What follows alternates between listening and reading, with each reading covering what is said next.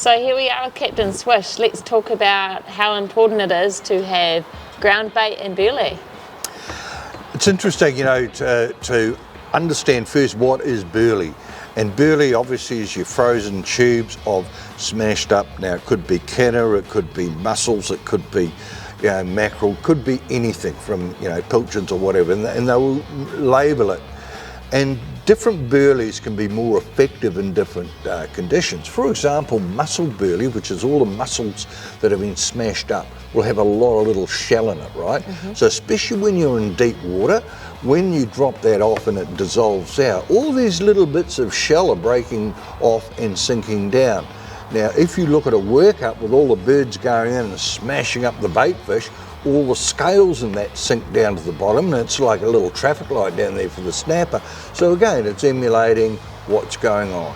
But also, that is a little bit heavier ground bait or burley, so that'll sink down a lot better in deeper water than what it is up the top. But the whole understanding of what burley does, it's actually just a scent that's going through the water. Right. So what you're doing is spreading the scent across. Fish or snapper particularly will always feed into the current because that way their gills don't get clogged up with sand when they're going in like this. So they will scent that. It's a bit like coming home and open the front door. You can smell a roast, you know, where do you go to? The kitchen, of course, well, the beer fridge. And, you know, the fish will follow that through. So what you have is a burley bomb that is dropped down to the appropriate depth. Now, you don't want to drop your burley right to the bottom because there's variably less current right on the bottom.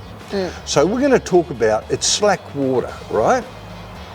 And it doesn't matter what depth you're in.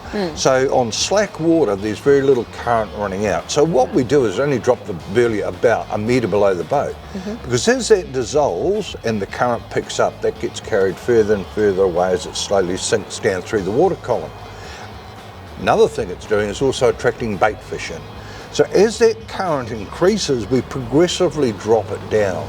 So at the maximum tide run, it will be 3/4 of the way to the bottom.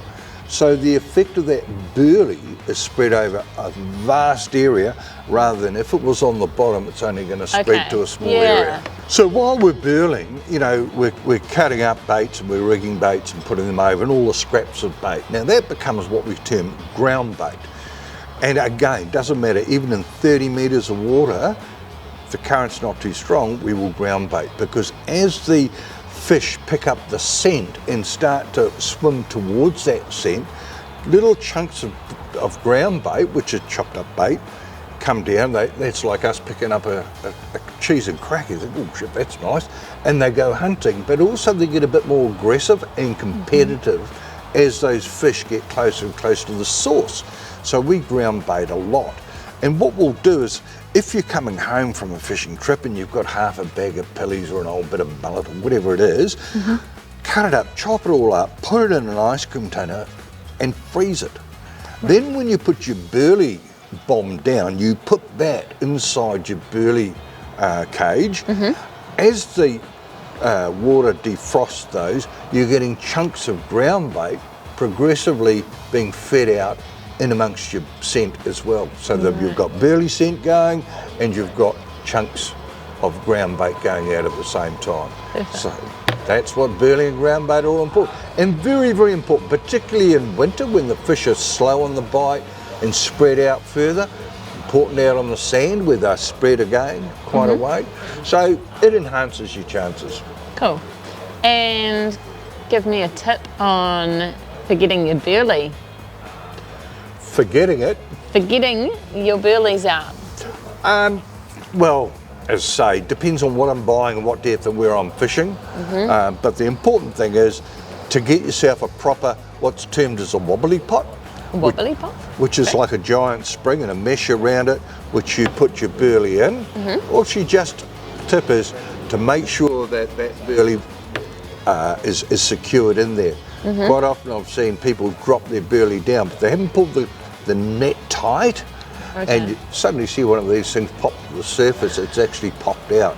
So make sure it's down there, and just, as I say, set it according to the current and the depth. And remember, it's spreading across a long way. We're not trying to drag the fish right to the boat. We're trying to get all those fish that are out there interested in coming back to where it's at. Burley here, and that is left in the cage so that it's not going to, as it dissolves, the cage will hold the wrapping, so we're not going to pollute the harbour. And what Burley is as you can see, it's all minced up fish. You can get various things from pillies to mussel, burley, the likes of that. So all the burley's going to do is actually provide a smell, a scent down there in the water. And what we're doing now is chopping up what we call ground bait, chunks, cubes, whatever you want to call it.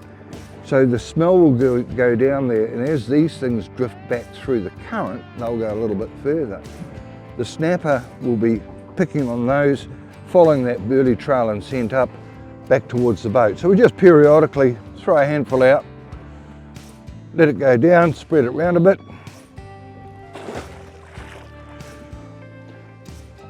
As I'm dropping that down towards the bottom, I'll stop periodically and give it a bit of a shake again, because that allows a little bit more at the different depths to get spread. You can always see a little bit of burley coming out from where we've just dropped it in at the top. A little shake until it totally dissolves, until it's all gone. Always remember, you're excited, you got your fish, you're heading for home and do a bit of bragging and bullshit, but always remember to bring your burley pot on board.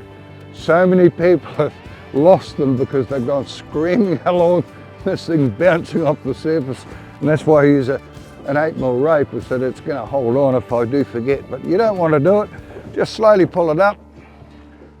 And if you tend to forget that it's down, I will suggest to people take the rope, the end of the rope, and put it up around the helm, and then you can't forget it because you go to start your motor. Well, there it is right in front of you. So there we've got the burley pot. You can see that all the burley's gone, but we've retained the rubbish inside it, so there's no pollution. Right, when you're coiling your rope, a lot of people just wind it around the middle, which tends to not make it straight and can also get tangled when you undo it.